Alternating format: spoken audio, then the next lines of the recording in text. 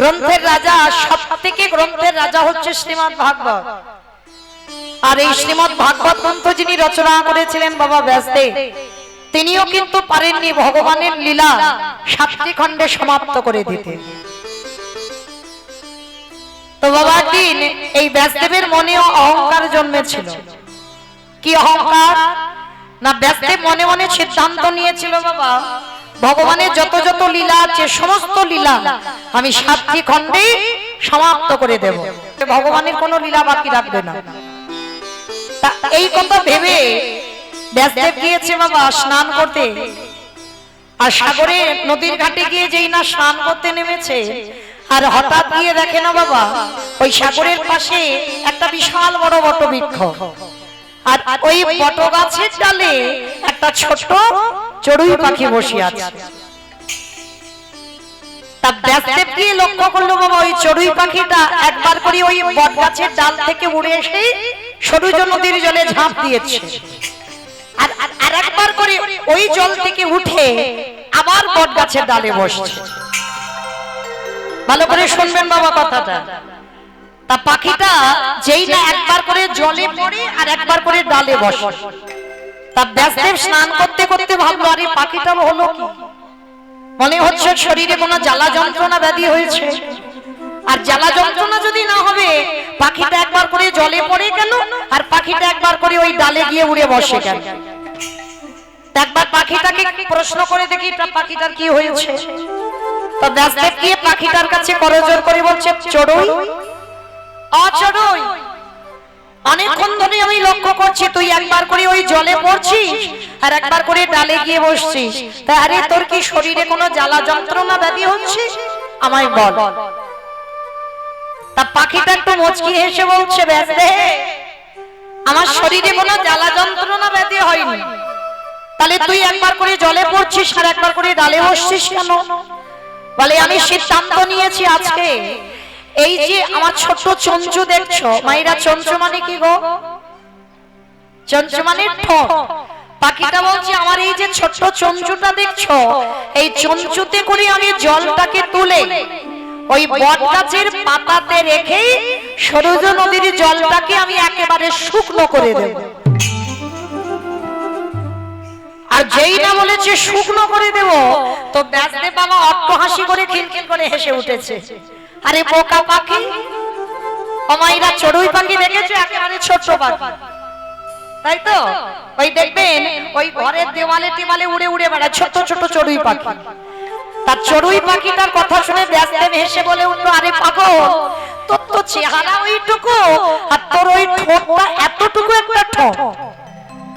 আবার লক্ষ্য করে দেখ জলটা তুলে মা বট গাছের পাতায় জলটা রাখছে আর পাতা দিয়ে গড়িয়ে আবার নদীর জলে পড়ে যাচ্ছে।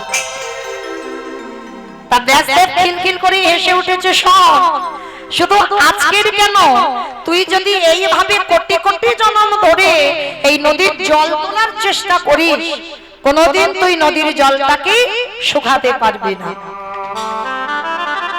কথাটা শুনে ব্যাসদেবের কথা শ্রবণ করে চড়ুই পাখিটা বলছে, বাবা বাবা বাবা, আমি একটা পাখি বলে তুমি আমাকে তাচ্ছিল্য মনে করছো, কিন্তু ব্যাসদেব আমি একটা পাখি হয়ে এই নদীর জল শুকাতে পারবো না। কিন্তু ভালো করে ভেবে দেখো, তুমি এই নদীর ঘাটে আসবার আগে তুমি তো মনে মনে ভেবে এলে ভগবানের অনন্ত কোটি নাম 7টি খণ্ডে সমাপ্ত করব। তাহলে তুমি যদি মনে করতে পারো ভগবানের লীলা তুমি শেষ করে দেবে, তাহলে আমি একটা পাখি হয়ে কেন ভাববো না যে আমার চঞ্চুতে করে জল তুলে নদীটাকে একেবারে শুকনো করে দেব। ব্যাসদেব কথাটা শুনে বাবা সঙ্গে সঙ্গে চমকে উঠেছে। সত্যি তো, ও পাখি হয়ে যদি বাবা একটা নদীর জল শুকাতে পারেনি, এটা আমার অবিশ্বাস্য। তাহলে আমি একটা সাধারণ মানুষ হয়ে আমার ভগবানের অনন্ত কোটি নাম মানে পাপ ফেললেই ভগবান একটা লীলা সৃষ্টি করবে, সেই ভগবানের লীলা আমি ব্যাসদেব 7টি খণ্ডে সমাপ্ত করব কি করে? চৈতন্য হলো ব্যাসদেবে। তবে বাবা পাখিটা তো পাখি নয়, পাখিটা ছিল দেবর্ষি নারদ। ব্যাসদেবের গুরুদেব নারদ মুনি পাখি রূপ ধারণ করে ব্যাসদেবকে চৈতন্য দিল। ব্যাসদেব যার ইচ্ছাতে জগতে চলে, যে মনে করলে পৃথিবীটাকে এক সেকেন্ডে লয় প্রলয় করতে পারে, সেই ভগবানের অনন্ত কোটি নাম চতুর্মুখী ব্রহ্মা চারটে বদনে শেষ করতে পারলো না। আর ব্যাসদেব তুমি আমার শিষ্য হয়ে তুমি ভাবলে কি করে সাতটি খণ্ডে সমাপ্ত করে দেব? তাহলে বাবা ঠাকুর আপনারা বলেন, যে লীলা ব্যাসদেব সমাপ্ত করতে পারলো না, যে লীলা চতুর্মুখী ব্রহ্মা পারলেন না, আর আমাদের মতো বাবা সামান্য কলির হতো জি, তা আমার কলির কন্যা, এই কলির কন্যা সন্তান হয়ে ভগবানের লীলা বলবার মতো ক্ষমতা বা যোগ্যতা কোনোটাই আমার নাই। তাহলে আপনারা প্রশ্ন করবেন, মৌমিতা যদি প্রশ্নই হয় তোমার অধিকার যদি নাই, ক্ষমতা যদি নাই, তাহলে দাঁড়িয়েছ কেন? এটা তোমার এক জন্মের সাধনা হয়, হয়তো আমরা জানি না, আমরা বুঝি না। এই যে সাধুগুরু বৈষ্ণবদের চরণ আসতে হয়,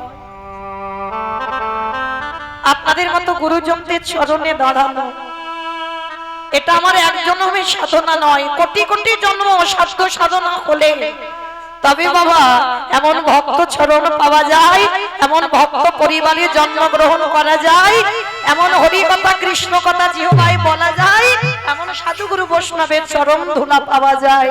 নিতাই গৌর হরি বল, হরি বল, হরি বল। বহু জন্মের সুকৃতি থাকতে হবে বাবা, তবেই কিন্তু কৃপা লাভ করা যাবে। আর সুকৃতি যদি না থাকে কৃপা হবে না। এই সুকৃতির কথা বলতে গিয়ে বাবা মনে পড়ে গেল, আচ্ছা একটা কথা মা আপনাদের প্রশ্ন করি, বলেন তো সংসার সুখের হয় পুরুষের গুণে? সংসার সুখের হয় পুরুষের গুণে। বাবা শুনেছেন কোনদিন পুরুষের গুণে? এটা তো খনার বচন। আর এই খনার বচনে কি বলছে? সংসার সুখের হয় রমণীর গুণে, পুরুষের গুণে কিন্তু বলছে না। একটা পরিবার কৃষ্ণ ভক্তের পরিবার হবে, যেটা পুরুষ না যত ভালো পারবে, একটা নারী কিন্তু বাবা তাড়াতাড়ি পারবে। যদি বলো কেন, এটা আমার কথা নয়, বিধান দিয়ে গেছে বাবা। একটা কথা বলবো, একটু মন প্রাণ দিয়ে শুনবেন মা, কেমন? আর শোনার পরে আপনারা অনুভব করতে পারবেন যে একটা নারী সংসারে কি না করতে পারে। এই নারী কিন্তু দুর্বল নয় বাবা। যদি কেউ মনে করি নারী দুর্বল, না, নারী সবল, নারী জগৎ জননী শক্তির অংশভূতা। এরা যদি মনে করি বাবা কাউকে নরক দেখাতে পারে, এরা যদি মনে করে কোন পুরুষকে ভগবানের চরণে পাঠাতে পারে। অসুরদের অত্যাচারে দেবতারা স্বর্গ ছাড়ি, নারী দশভুজা দুর্গা যদি 10 হাতে না সামলাতো, তাহলে বাবা অসুররা দেবতারা যেত কোথায়? তাহলে সেই অসুরদের নিধন করবার জন্য আমার দেবতাদের সৃষ্টি করতে হয়েছিল বাবা একটা নারী। তাহলে এই নারীর কথা প্রথমে বলছি কেন? কারণ বাবা পরিবারটাকে কৃষ্ণ ভক্তের পরিবার তো নারীরাই করবে। যদি বলো কেন, আমার কথাগুলো শ্রবণ করবেন না একটু মন দিয়ে, কেমন? আর এই কথাটা শুনে প্রত্যেকের চৈতন্য হবেই হবে। এক নারী ছিল মা, ছোট্টবেলা থেকে ভক্ত পরিবারে জন্ম নিয়েছিল। ছোট্টবেলা থেকে এসে ভক্ত পরিবার, বাবা মা প্রসাদ ভুজি, আর জন্মের আগে থেকে মাতৃ, একটু বাড়াও তো ভাই, এটা মনিটরটা একটু বাড়াও। জন্মের আগে থেকে মানে মাতৃজঠরে থাকাকালীন তখন থেকে প্রসাদ সেবা করে। আর মনে রাখতে হবে বাবা, যে সন্তান জন্ম থেকেই বাবা প্রসাদ, এই প্রসাদের কিন্তু একটা গুণ আছে বাবা, যে মানে যে না মানে সেটা তার ব্যক্তিগত ব্যাপার, কিন্তু প্রসাদের একটা গুণ থাকবেই বাবা। দেখবেন যে বাড়িতে প্রসাদ হয় তার বাড়ির ধারে কাছে গিয়ে দেখবেন বাবা সে সুবাসটা একটু আলাদা। আর যে বাড়িতে মাছ মাংস খাওয়া হয় দেখবেন সে বাড়ির ধারে কাছে গেলে তার সুবাস একটা আলাদা। তা এই ছোট্ট মেয়েটা, যার নাম ছিল বাবা, আদর করে মা দিয়েছিল সত্যবাই। এই মেয়েটার নাম ছিল সত্য, আদর করে বাবা মা সত্য সত্য বলে ডাকতো। তা মেয়েটা ছোটবেলা থেকে বাবা একেবারে ধর্মপরায়ণ, কারণ যেহেতু মাতৃজঠর থেকে বাবা তৈরি হয়ে এসেছে। আর জন্মাবার পর থেকে বাবা মা হাতে ধরে শিখিয়েছে কি করে কৃষ্ণ ভজন করতে হয়, কি করে সাধুগুরু বৈষ্ণব সেবা করতে হয়, কি করে গুরুজনদের সম্মান করতে হয়। কারণ মনে রাখতে হবে বাবা, মানুষের মতো দেখতে হলে তো তাকে মানুষ বলবে না, বলবে কি? দেখবেন পশু পাখির সন্তান তারা কিন্তু জন্ম নিয়ে বাবা পশুত্ব অর্জন করে আসে, কিন্তু কোন মানুষের সন্তান জন্ম নেওয়ার সঙ্গে সঙ্গে কিন্তু মনুষ্যত্ব অর্জন করে না। সবাই দেখতে মানুষের মতো হলে মানুষ নয়, শুধু দুটো হাত দুটো পা মানুষের মতো চেহারা না।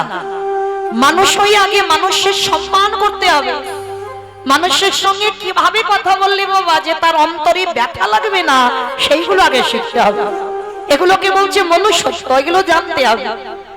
তো আজকে এই সত্যবাই ছোটবেলা থেকে ভক্ত, কিন্তু এমন দুর্ভাগ্য বাবা মা মেয়েটার বিয়ে দিয়েছিল এমন একটা পরিবারে, বুঝতে পারিনি বাবা পরিবারটা এমন একটা পরিবার ছিল, পরিবারটার কেউ কৃষ্ণ ভক্ত নয়। মানে খাওয়া দাওয়া তো অন্যরকম হবে যারা কৃষ্ণ ভক্ত নয়, যারা কৃষ্ণ বিশ্বাস করে না।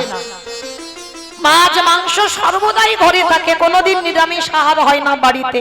আর মেয়েটা জন্ম থেকে বাবা প্রসাদ সেবা করে গেছে, কিছুতেই বাবা মেয়েটা ওই শ্বশুর ঘরে গিয়ে অনেক কষ্ট হচ্ছে, কিন্তু কোনোদিন বাপের বাড়িতে জানায়নি, কোনোদিন শাশুড়ির কাছেও কোনো আদেশও জানায়নি। স্বামীকেও সেবা করে, সবাইকে ভক্তি করে।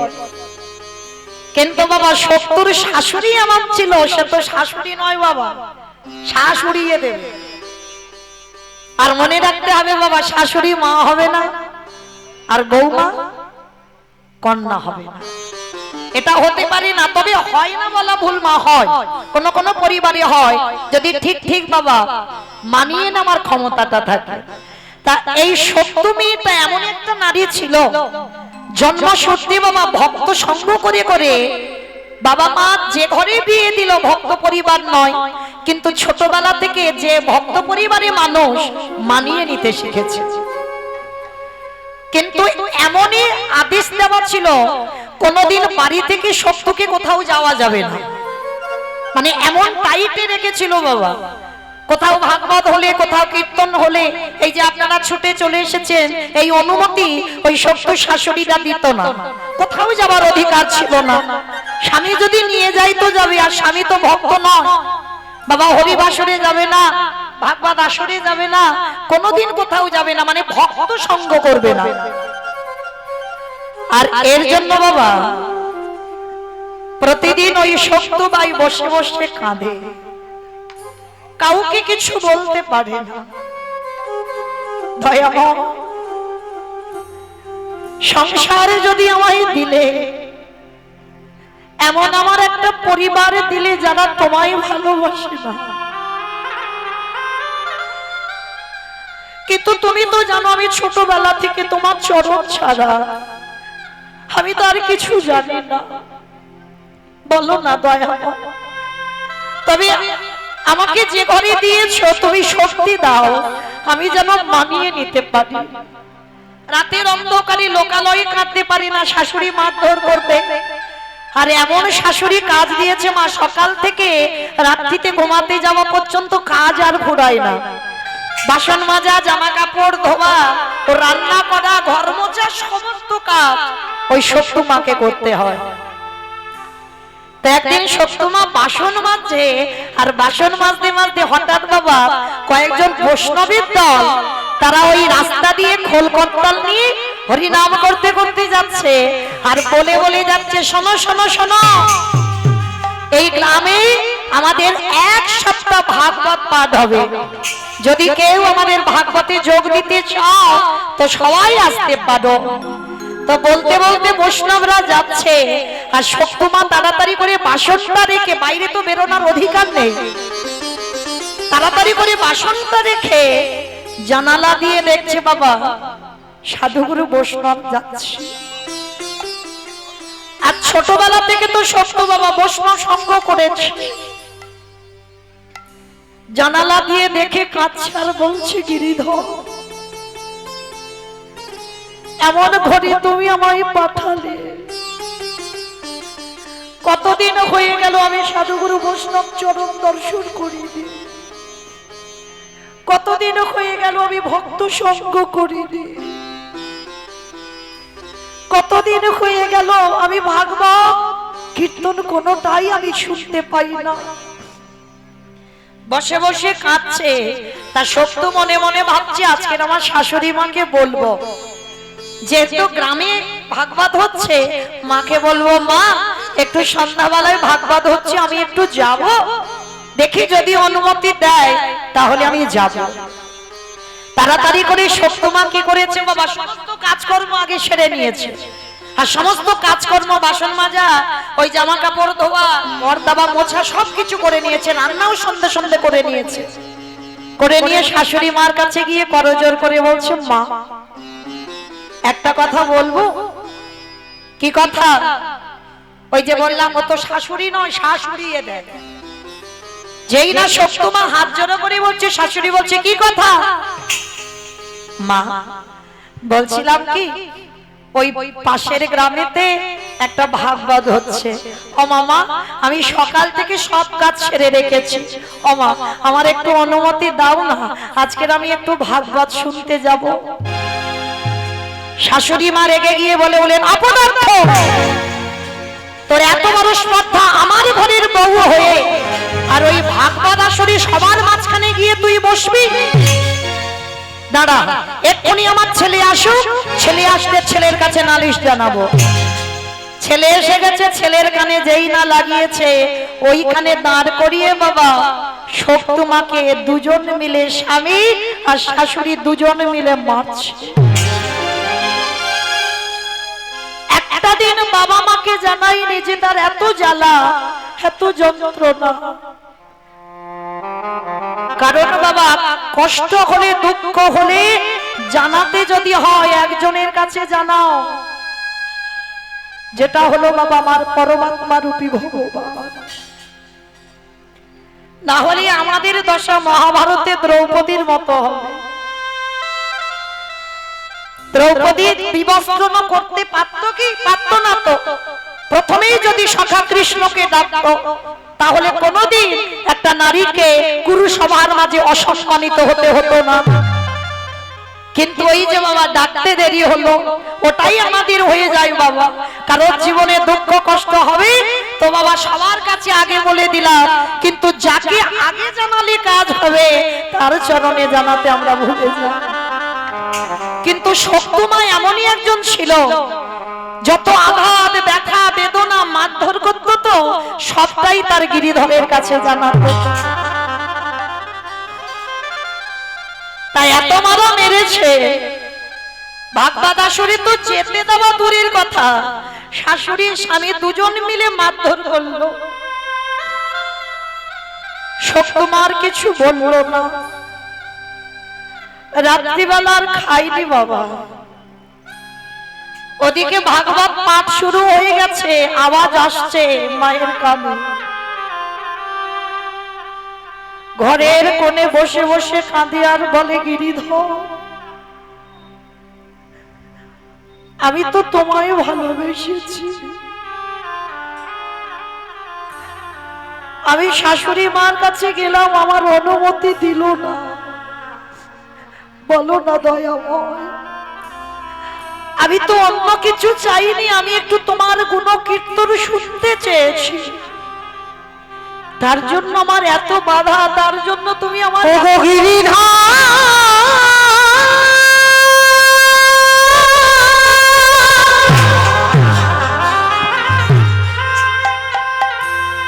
যে জন্য তোমায় ভালো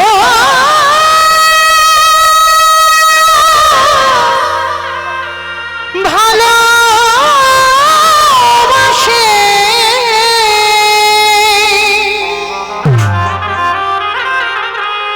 তারে কি এমনি করে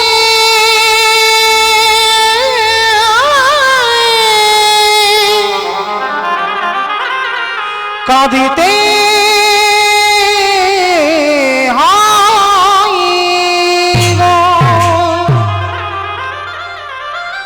ভক্ত যদি আকুল প্রাণে কাঁদে গো, আমার ভব ভগবান কি থাকতে পারে?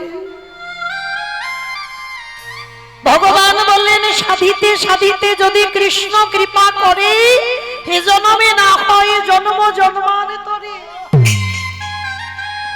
ভগবান বললেন কর্ম করে যা ফলের আশা করিস না। আর ভগবান তো এক জায়গায় দুর্বল হয়ে যায় বাবা, ভক্তের চোখের জল। যেই না সত্যমা বসে বসে কাঁদছে আর আমার গিরিধর থাকতে পারে? আমার গিরিধর শাশুড়ি মার রূপটা ধারণ করেছে, আর শাশুড়ি মার রূপটা ধারণ করে ওই গিরিধরে এসে দাদা এসে শত্রু মায়ের পেছনে দাঁড়িয়ে বললেন বৌমা ঝমঝে উঠেছে। কে আমায় এমন করে বৌমা বলে ডাকলো? পিছনে তাকিয়ে দেখে না শাশুড়ি মা। তাড়াতাড়ি করে শত্রু মা চোখের জলটা মুছে নিয়েছে। যদি আবার সকালবেলার মতো মাধে তাড়াতাড়ি করে চোখে সব সময় তো ভয়ে ভয়ে থাকে। শাশুড়ি মা এসে বলছে মা, মাথায় হাত দিয়ে বলছে কি রে সকালবেলা মেরেছি বলে ব্যথা লেগেছে? ওটা শাশুড়ি নয়, আমার ভগবান শাশুড়ি মা রূপ ধরে এসেছে, ব্যথা লেগেছে। যা ওদিকে ভাগবত শুরু হয়ে গেছে তো, আমি ছেলে এলে সামনে নেব, যা কান্নাকাটি করিস না, চলে যা। আর শোন দেরি করিস না। সত্যি মা তো অবাক হয়ে তাকিয়ে আছে শাশুড়ির মুখের দিকে। যে মা আমাকে একটু ভালোবাসে না, যে মামা এত কাঁদায় এত মারধর করে সারাদিন শুধু কাজ করায়, সেই মার কি হলো হঠাৎ? কারণ হঠাৎ এসে বলছে আমি ভাগবত শুনতে যাব, এটা কি করে সম্ভব? শাশুড়ি মামা চাইবে কখন থেকে বলছি তুই শুনতে পাচ্ছিস না, তাড়াতাড়ি যা। আরে হ্যাঁ শোন শোন। আর আসবার সময় যখন ভাগবত সেরে আসবি আমার জন্য একটু প্রসাদী আনবি। এই কথা যেই না বলল শক্ত ভাই আমার,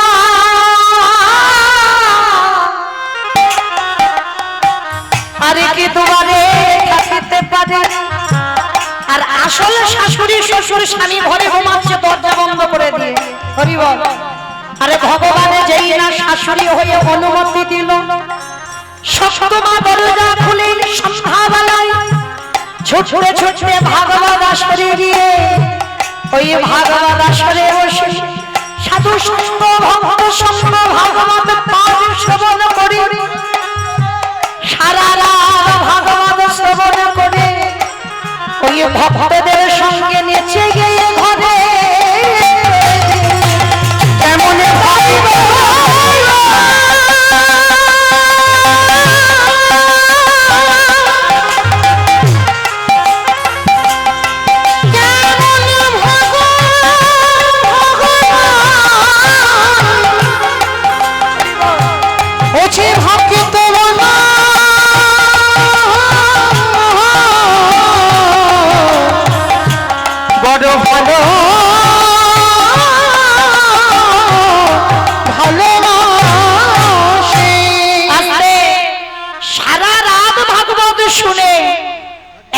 সকালবেলা সত্যমা বাড়িতে ফিরছে আর এদিকে তো জানাজানি হয়ে গেছে বৌমা ঘরে নেই। শাশুড়ি মা দরজা তারে বেতের একটা বাড়ি নিয়ে দাঁড়িয়ে আছে, যে ওকে সন্ধ্যাবেলায় মারলাম আমার ছেলে আমি দুজনে মিলে বকলাম, তবুও এমন হ্যাকাতে ও না শ্রবণ করে চলে গেল। বলে ব্যবস্থা ওর করব। স্বামী দাঁড়িয়ে আছে দরজায়, শাশুড়ি মা দাঁড়িয়ে আছে। আর তাড়াতাড়ি করে সত্যমা সকাল হয়ে গেছে তো, আবার সকালবেলা সংসারের তো কত কাজ, বাসন মাজতে হবে, ঘর বাড়ি মুছতে হবে, ঘর দাবা ঝাঁটা দিতে হবে, জামা কাপড় কাচতে হবে, রান্না করতে হবে, কত কাজ। রাতের বেলা যে খাওয়া এঠো বাসন গুলো পড়ে আছে। শাশুড়ি মা রেগে তো একেবারে লাল হয়ে গেছে, বলে ও বাড়িতে এলে ওর ব্যবস্থা আমি করব।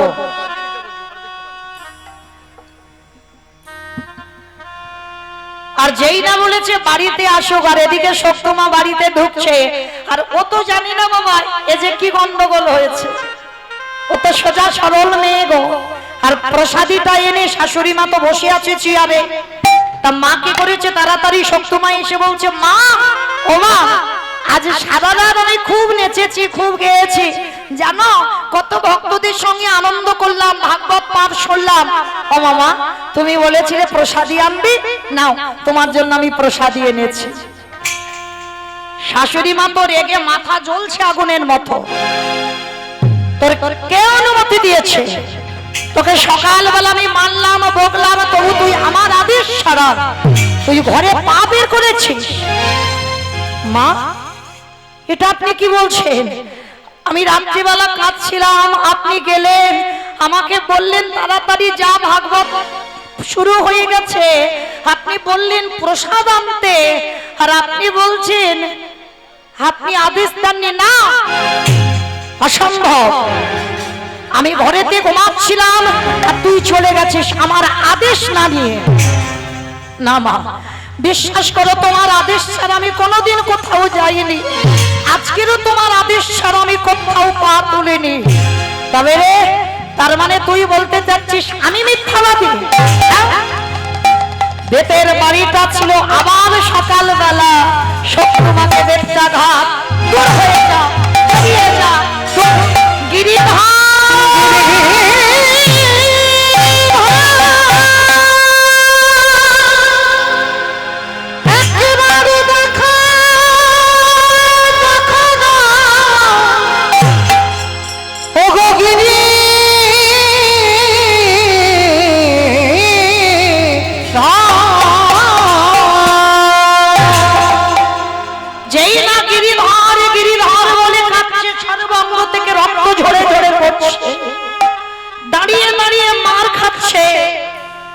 আর শুধু নয়ন জলে কেঁদে বলছে, গিরিধার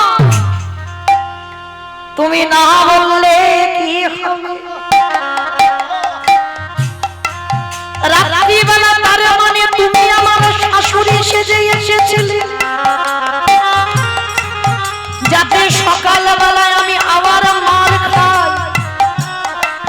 গিরিধার, তুমি যখন এত কষ্ট দিতে চাইছো সহ্য করব। শাশুড়ি মা কান চুলের মুষ্টিটা ধরে বলল, এখন বাসন পড়ে আছে, এখনো বাসি ঘর দাবা পড়ে আছে, কখন করবি কাজগুলো বল। হরি বল। সারা রাত ভাগবত শুনে এসেছে তোমার, কষ্ট হবে তো ভক্তের। আমার ভগবান জানেন। মনে করো মা, ভক্ত যত কষ্ট পায় তার থেকে 1000 গুণে বেশি আমার ভগবান কষ্ট পায়। আমরা মনে মনে করি বাবা আমরা শুধু কষ্ট পাই না, ভগবান একটা মশার মধ্যেও অবস্থান করে। তাহলে আমরা মনুষ্য কুলে জন্ম নিয়েছি, প্রত্যেকের মধ্যে ভগবান বিরাজমান। তাহলে আমরা যত কষ্ট পাবো আমার পরমাত্মা রূপী ভগবান ঠিক ততটাই কষ্ট পাবে। ওই শক্তিমায়ের প্রত্যেকটা আঘাত আমার ভগবান অঙ্গে নিয়েছে। আর ভক্ত রাত জেগে এসেছে না, কাজ করতে কষ্ট হবে তো আমারে ভগবান ভোর ভোর ওই এঠো বাসন গুলো নিজের হাতে ধৌত করে দিল। যত জামা কাপড় ছিল ভগবানে কেচে দিল, ঘর দাবা পরিষ্কার করে বিছানা পরিষ্কার করলো। সেই জামা কাপড় শুকনো করে নিজে ভাঁজ করে রেখে দিল। ভক্তের জন্য ভগবান সকাল থেকে সারা দিনের যত কাজ আমারে ভগবান নিজের হাতে করলো।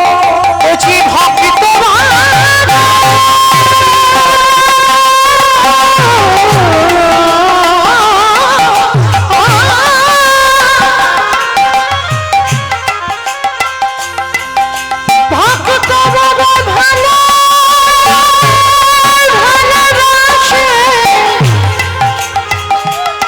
তাই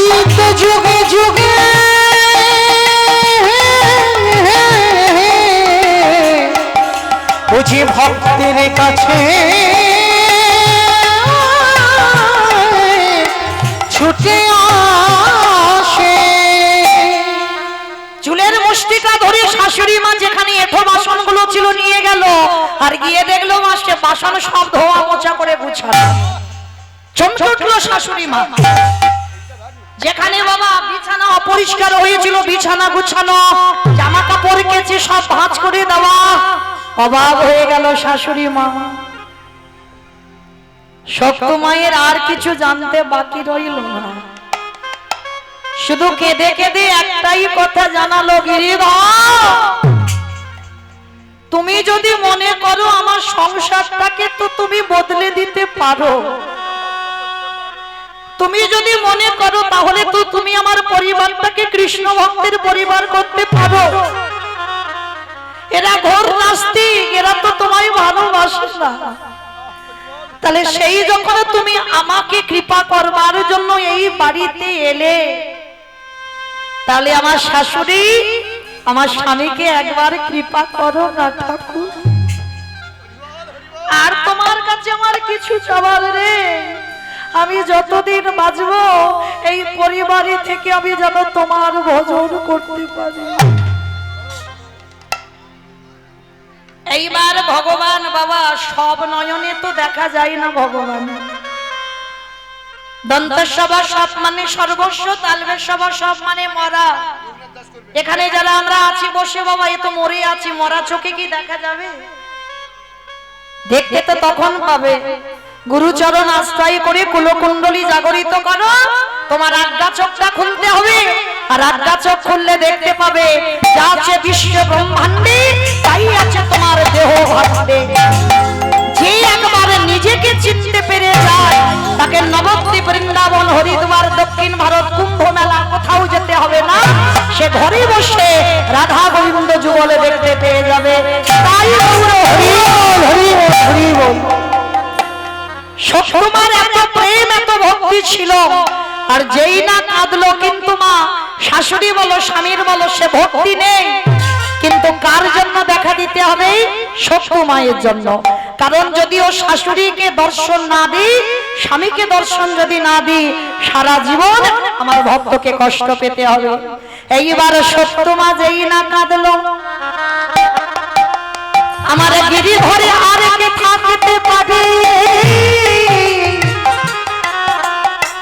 ওই সত্য মার চোখের জল সইতে না পেরে আমার গিরিধর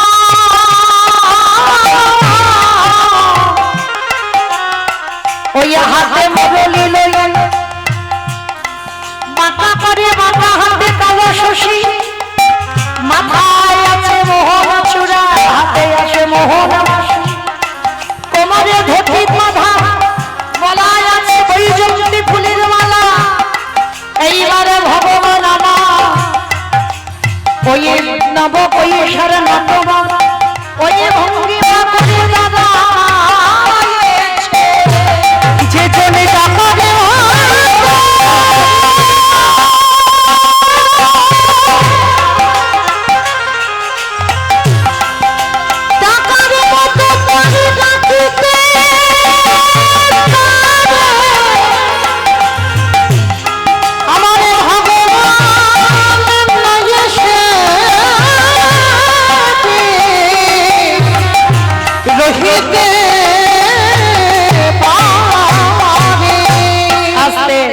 তাহলে কি বুঝলাম মা?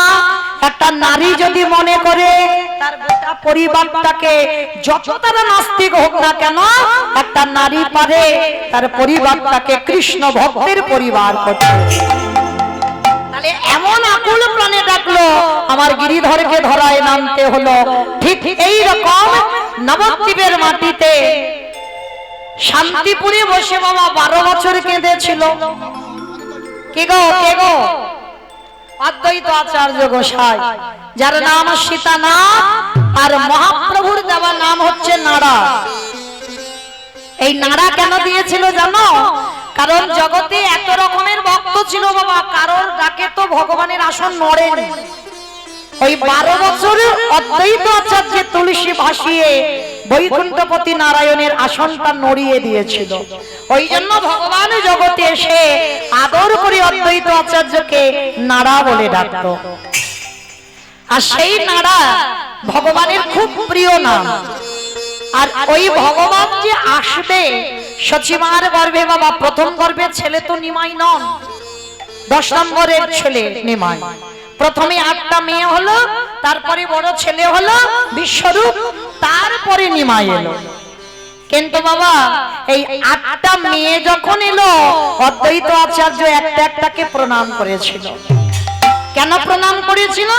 না ভগবানকে আমাদের তো চিনতে হবে, জানতে হবে। বাবা সবাই তো ভগবান নয়। সবাই কি ভগবান? আমরা যে দেব দেবী ভজনা করি এগুলো দেব দেবী, এরা কিন্তু ভগবান নয়। ভগবান একটাই। এতে চাংশুকলা পংশ কৃষ্ণস্তু ভগবান স্বয়ং ঈশ্বর পরম কৃষ্ণ সচ্চিদানন্দ বিগ্রহ অনাদির আদি গোবিন্দ সর্বকারণের কারণ।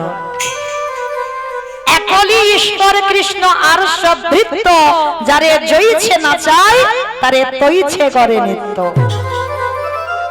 আমাইরা ভৃত্য মানে কি গো? চাকর। ভৃত্য মানে চাকর। তবে আপনাদের আমাদের নয়, আমার ভগবান।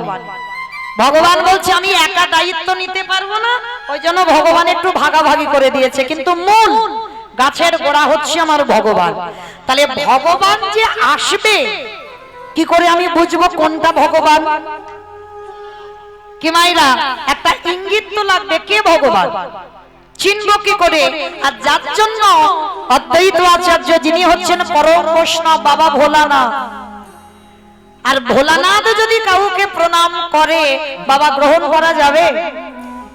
সচিমার বলে 8টা মেয়ে হলো, আর একটা একটা মেয়েকে ষষ্ঠাঙ্গে সচিমার ঘরে এসে দণ্ডবত প্রণাম।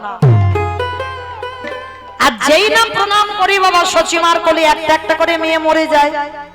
বড় ছেলেকেও করলো, 16 বছর বয়সে বাবা সন্ন্যাসী হলো। আর 10ম গর্ভে যখন নিমাই এলো তাকে 5 বছর পর্যন্ত প্রণাম করতে পারে, 5 বছর। আর নিমাইয়ের বয়স যখন 5, অদ্বৈত আচার্যের বয়স ছিল বাবা 57। মানে কত বড় লোক, কত বয়স্ক লোক দেখেন। তা 57 বছরের বুড়ো মনে মনে ভাবছে সচিমাকে, মা তুমি আটকে রাখলে কি হবে, আমি তো প্রণাম করবই করব। আর আমি প্রণাম না করলে এখন বুঝতে পারবো না কে ভগবান, কারণ 8টা মেয়েকে প্রণাম করেছি সে ভগবান নয়, বড় ছেলেকে প্রণাম করে দেখে নিলাম ভগবান নয়, এবার নিমাই বাকি আছে। অদ্বৈত আচার্য ঘরে বসে বসে কাঁদছে, প্রভু তুমি যদি ভগবান হও তাহলে তুমি ঘর থেকে একবার আমার কাছে এসো। কেমন ভক্ত আর কেমন ভগবান দেখো, যার ডাকে বৈকুণ্ঠের আসন পড়েছিল সেও আজকে জগতে এসে কাঁদছে। 5 বছর তখন নিমাইয়ের বয়স। এইবার যখনই অদ্বৈত কাঁদছে সুরধনী গঙ্গার তীরে, মা কি করতো? প্রত্যেকদিন নিমাই এত দুষ্টুমি করতো। আর বাবা নিমাই তো ছোটবেলা থেকে ভক্ত নয়। যারা গ্রন্থ পড়বেন দেখবেন ছোটবেলা থেকে নিমাই নাস্তিক ছিল। সাধু বৈষ্ণব সম্মান করতো না। বৈষ্ণবরা গেলে বাবা পিছন থেকে কাঁচা ধরে খুলে দিত। খুব অত্যাচার করেছে ছোটবেলায়। আর কৃষ্ণ প্রেম ভক্তি পেল কখন? যখন বাবার জন্য গয়ায় পিণ্ডদান করতে গেল, যখন বাবা দীক্ষা মন্ত্রটা নিয়েছিল ঈশ্বরপুরীর কাছ থেকে, তারপরে কৃষ্ণ প্রেম ভক্তি লাভ করেছে। কৃষ্ণ কি জানতে পেরেছে। তার আগে কিন্তু প্রেম ছিল না। তার আগে এই মানে ভগবান মানে ভক্তিবাদী ছিল না, যুক্তিবাদী ছিল। মানে সব কাজে বাবা নিমাই যুক্তি খুঁজে বেড়াতো। আর মনে রাখতে হবে বাবা, যে ভক্তের মধ্যে যুক্তি থাকবে সে কোনোদিন ভক্তি অর্জন করতে পারবে না। মানে কোন বিষয়ের মধ্যে যুক্তি খুঁজবে, এটা কেন হলো, কি জন্য হলো, হবে কেন, এইটা যদি কোনো ভক্তের মধ্যে থাকে বাবা কৃষ্ণ প্রেম ভক্তি পাবে না। কারণ যুক্তি থাকলে ভক্তি থাকবে না। যার জন্য তো নিমাই 24 বছর বয়সে সব ছেড়ে চলে গেল। কেন? নিমাই দেখলো পাণ্ডিত্য আছে কিন্তু আমার মধ্যে ভক্তি চলে যাচ্ছে। মানে পাণ্ডিত্য এলেই বাবা ভক্তি চলে যাবে। মানে দেখবেন তুমি কাউকে শিক্ষা দেবে কিন্তু তোমার মধ্যে ভক্তিটা থাকবে না। ওই জন্য নিমাই ভাবলো আমার মধ্যে তো ভক্তি নাই, আর ভক্তি না থাকলে আমি কৃষ্ণ চরণ পাবো কি করে। এটাই একটা মজার ব্যাপার, তিনিই তো কৃষ্ণ। তাহলে এগুলো বলছে কেন? সমাজকে শিক্ষার জন্য। নিজে আচরি ধর্ম জীবেরই শিখায়, নিজে না করলে ধর্ম জীবকে শেখানো না যায়। আরে বাবা, ভগবানের সব কিছু করতে লাগে না, করছে কেন? শুধু আমাদের চৈতন্য দান করবার জন্য। ভগবান দেখছি আমি যুক্তিবাদী হয়ে গেছি, তাহলে তো আমি ভক্তি পাচ্ছি না। তাহলে যুক্তিটাকে ছেড়ে দিতে হবে, আমাকে পাণ্ডিত্য ছেড়ে দিতে হবে, যে আমি পণ্ডিত, আমি সব জানি, এটা ত্যাগ করতে হবে। আর এটা ত্যাগ করলেই ভক্তি এসে যাবে। তাই তো নিমাই আজকের এসেছে বাবা অদ্বৈত আচার্য মনে মনে ভাবছে, প্রভু তুমি আমার কাছে এসো। আমি জানি 5 বছর হয়ে গেছে তুমি মার কাছে লুকিয়ে আছো, মানে তুমি ভগবান। এইবার মা দুপুরবেলা নিমাইয়ের কোমরে আঁচলটা বেঁধে ঘুমাচ্ছে, রাধে। আর যেই না ঘুমাচ্ছে, আর নিমাই মনে মনে করছে, মা আজকে তোমায় যেতেই হবে। ওদিকে ভক্ত বসে বসে কাঁদে, আমাকে যেতে হবে সুরধনী গঙ্গার। আর মাকে ঘুম পাড়িয়ে রেখে অমাইরা ভগবান কি ঘুমায়? ভগবান ঘুমায়? তিনি কপট নিদ্রা যায়। কপট নিদ্রা মানে বোঝো তো মা? মানে জেগে ঘুম, মানে চোখ দুটো বন্ধ আছে, কান খোলা। অনেক অনেক সময় আমাদেরও হয়। আর আমাদের ছোট ছোট ছেলে পুলে তো বাবা খুব করে কপট নিদ্রা, মানে কখন মা ঘুমাবে। আর মা ঘুমালে মোবাইলটা নিয়ে একটু ফ্রি ফায়ার খেলতে বসবে। মানে এখনকার কথা বলছি, মানে অন্য কারো ছেলের কথা বলি না, আমি আমার ছেলেটার কথা বলছি। ও যত অত বড় হলে কি হবে, মাধ্যমিক দিল, ও কোলের কাছে নিয়ে ঘুমালে কি হবে বাবা, কখন মা ঘুমাবে আর আস্তে করে উঠে গিয়ে ফ্রি ফায়ার খেলবে। রাধে। তাহলে বাবা এরা তো আর সন্তান হতে পারছে না, নিমাইয়ের মতো কি সন্তান? তা নিমাই কি করেছে গো, মার কোল থেকে উঠে গিয়ে সুরধনী গঙ্গার তীরে গেছে, আর গিয়ে বাবা ভক্তদের সঙ্গে হরিনাম করছে। আর অদ্বৈত আচার্য মনে মনে করছে, নিমাই আজকের আমি আজকের এবার আমি তোমাকে প্রণাম করব। এবার নিমাই সুরধনী গঙ্গার তীরে গিয়ে কি করছে, দুটো বাহু উত্তোলন করে ভক্তদের সঙ্গে বলি, হরে কৃষ্ণ হরে কৃষ্ণ কৃষ্ণ কৃষ্ণ হরে রাম বলো হরে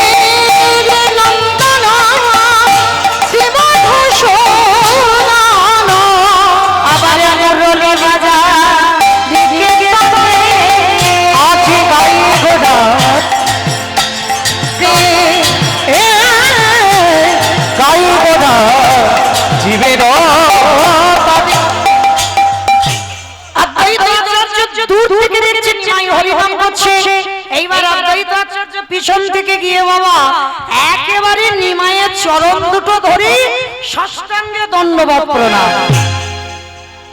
আর যেই না প্রণাম করা সঙ্গে সঙ্গে 5 বছরের নিমাই কি করলো জানো, একেবারে ডান চরণটা তুলে অদ্বৈত আচার্য মাথার উপরে দিলেন। কে গো মায়েরা, 8টা মেয়ে মরে গেল, বড় ছেলে চলে গেল, যার প্রণাম সহ্য করতে পারলো না, আর ছোট ছেলেটা একেবারে পাটা তুলে দিয়েছে অদ্বৈতের মাথায়। আর জানতে বাকি থাকে বাবা কে ভগবান। আর যেই না পাটা তুলে দিল পরম বৈষ্ণব ভোলানাথের মাথায়,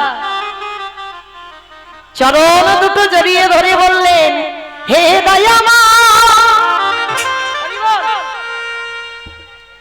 তোমার চরণে আমার একটাই নিবেদন, সেই যদি দেখা দিলে এত দেরি করলে কেন? আমি 12 বছরে কাঁদলাম, শুধু 12 বছরে না, তারপরে জগতে এসে 5 বছর হয়ে গেল। আমি 57 বছরের বুড়ো মানুষ, সেই যদি কৃপা করে ধরা দিলে তাহলে এত দেরি করে তুমি দিলে কেন?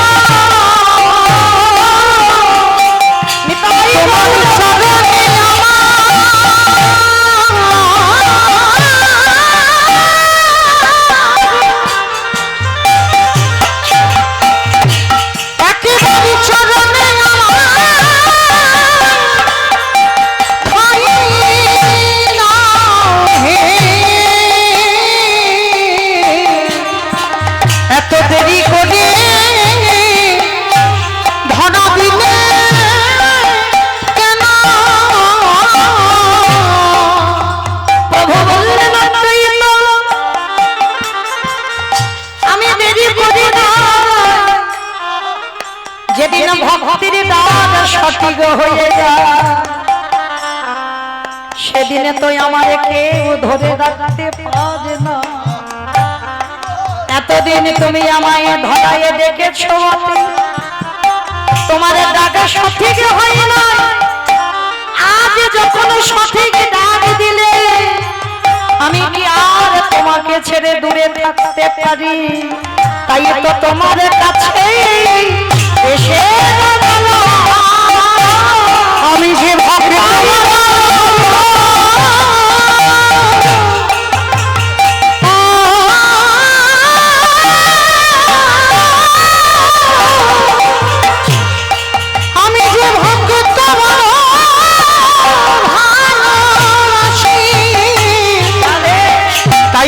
তোমার কাছে এসে না।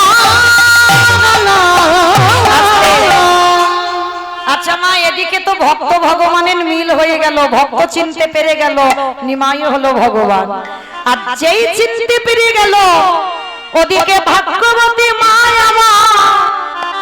ভালো করে শুনবেন মা, এই জায়গাটা খুব দামি জায়গা। এদিকে অদ্বৈত আচার্য কাঁদছে, নিমাইকে চিনতে পেরে গেছে, নিমাই কলির ভগবান। আর ওদিকে মা কাঁদছে কেন গো? সন্তানের আজ মঙ্গল না অমঙ্গল এই জগতে কেউ জানতে পারে না। এই জগতে সবার আগে জানে মা, যেই না মা জানতে পারে না। শুধু আমার একটা মেয়ে গেল না, আমার বড় ছেলে গেল না, আমার ছোট ছেলে নিমাইও চলে যাবে। মার মন তো বুঝতে পেরে গেছে, বসে বসে রন্ধনশালে সচিমা কাঁদছে, আর নিমাই ওদিকে বুঝতে পেরে গেছে মা কাঁদছে। অদ্বৈত আচার্যকে বলছে, অদ্বৈত এবার আমার ছেড়ে দাও, তুমি তো আমাকে চিনতে পেরে গেছো, এবার আমি মাকে গিয়ে একটু সান্ত্বনা দিই। মা বুঝতে পেরে গেছে আমি আর থাকবো না, আমি মাকে ছেড়েও চলে যাব, তুমি একটু দাঁড়াও, আমি যাব আর আসবো। নিমাই ছোট্ট 5 বছরের ছেলে ছুটে গেছে মার কাছে। ও মা, মা গলাটা জড়িয়ে ধরেছে। নিমাইকে দেখে মা তাড়াতাড়ি করে চোখের জলটা মুছে নিয়েছে।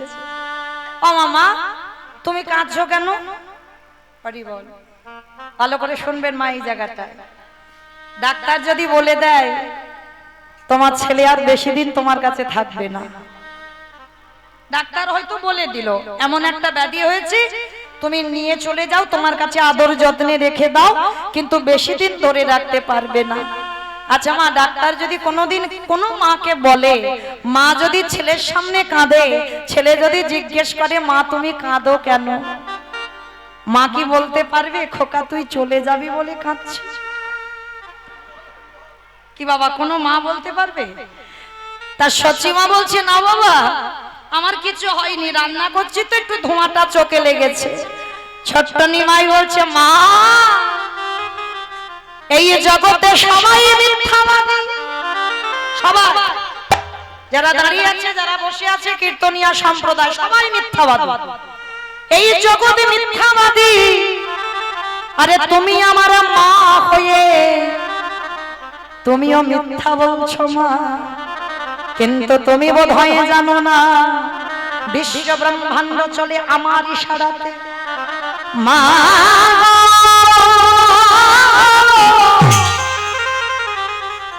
তুমি ভেবে দেখলে জানলে না, সব যদি আমার ইচ্ছাতে হয়, সব যদি আমার নখ দর্পণে হয়, তোমার কাঁদার কারণ কি আমি ভালো করে জানি। এইবার মা শক্ত করে নিমাইকে ধরেছে। নিমাই, আমার কাঁদার কারণ যে কি সেটা যদি তুই জানিস কই বল দেখি। বলে মা গো, আমি যদি কাঁদার কারণ বলি তুমি মা হয়ে সইতে পারবে না। নিমাই, 8টা দিদি মরেছে সইতে পারলাম, তোর বড় দাদা চলে গেছে সইতে পারলাম, তোর বাবা চলে গেল সইতে পারলাম, আর তোর একটা কথা সইতে পারবো না। নিমাই রে, কেঁদে কেঁদে হৃদয়ে পাশানি আর আমি কাঁদতে ভয় পাই না, আমার প্রতিটা জন্মে জন্মে কাঁদিতে হয়, তাহলে আর একটু নয় বেশি কাঁদলাম। বল বাবা, আজকে আমি তোর কাছে জানবো আমার কাঁদার কারণ কি। মা, তবে শোনো বলি, তুমি কাঁদছো, তুমি জেনে গেছো তোমার এই নিমাই যেদিনে 24 বছর বয়স হবে, তোমাকে কাঁদিয়ে সারা নদিয়াকে কাঁদিয়ে তার পরিবারকে কাঁদিয়ে এই জগতের কল্যাণের জন্য সংসারে যখন অভাবে অনটনে দেখা দেয়, বাবা যেমন ভিক্ষার ঝোলা কাঁধে নিয়ে দাঁড়ে দাঁড়ে ভিক্ষা করে, এই কলির জীব হলো আমার সন্তান সম, তাদেরকে চেতনা দেবার জন্য এই কলির জগতের সন্তানের জন্য মা গো, আমি 24 বছরে সন্ন্যাসী হব। এই কলির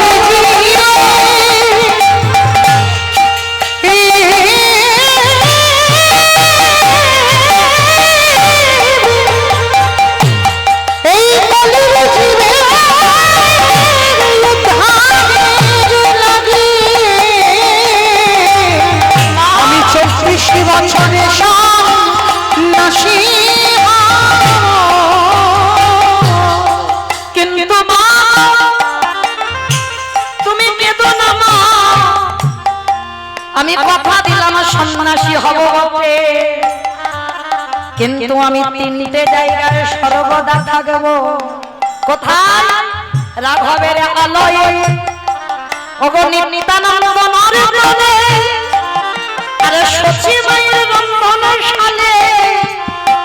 ও মায়েরা সবাইকে বলে যায়, রন্ধনশালায় যখন ভগবানের জন্য রন্ধন করবে একবার সচি মাতাকে স্মরণ করো।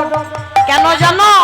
যদি সচি মায়ের মনোভাব নিয়ে রন্ধন করো, ওই রন্ধনশালায় আমার নিমাই দাঁড়ায়, কারণ মার কাছে প্রতিজ্ঞাবদ্ধ, মা গো আমি 3টে জায়গায় কোনোদিন ছাড়বো না। রাঘবের আলয়ে, নিত্যানন্দ নরতনে, সচি মায়ের রন্ধনশালায়। আরো একটা জায়গায় পরে বললো, সেটা কি? শ্রীবাসের অঙ্গনে। হরি বল। শ্রীবাস সবাই হতে পারবে, শ্রী মানে সুন্দর, বাস মানে ঘর।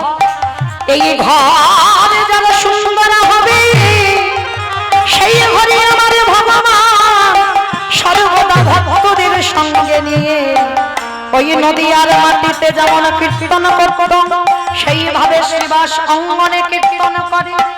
যার যেমন ভাব তার তেমনই না। যদি তোমার হৃদয়ে প্রেম ভক্তি থাকে, তুমি হৃদয়ে মাঝে যুগল দেখতে পাবে।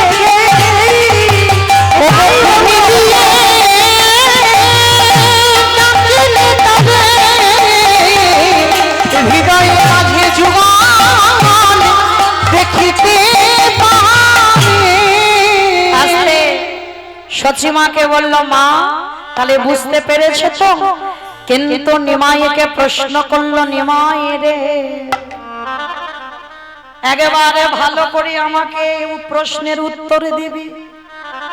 আমি জগতে অন্য কারোর মা নয়, তোর মা হয়ে আমার প্রতিটা জনমে জনমে কেন আমার কাঁদতে হলো? ভগবান আমার হেসে উঠেছে, ও মায়েরা